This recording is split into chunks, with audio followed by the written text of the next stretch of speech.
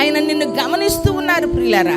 నీతో ఉన్నవారు, నీ చుట్టూ ఉన్న వారు నీ పరిస్థితులను గమనించకపోవచ్చు, నీ స్థితిగతుల గురించి ఆలోచించకపోవచ్చు, నీ మంచి చెడుల గురించి పట్టించుకోకపోవచ్చు. కానీ నీవెవరో, నీలో ఉన్నటువంటి ఉనికి అర్థం కాకపోవచ్చు. నా దేవుడు ఒకవేళ నేనున్న ఈ పరిస్థితుల్లో దేవుడు లక్ష్య పెడతాడేమో. ఇక్కడ గొప్ప మనసున్న వారే ఆలోచన చేయగలరు. అలా పరిపూర్ణమైన విశ్వాసం లేనప్పుడు, దేవుని ఎడల పరిపూర్ణమైన నమ్మకం లేనప్పుడు ప్రియులారా, మనము పరిస్థితులను బట్టి బాధపడిపోతూ ఉంటాం ప్రియులారా.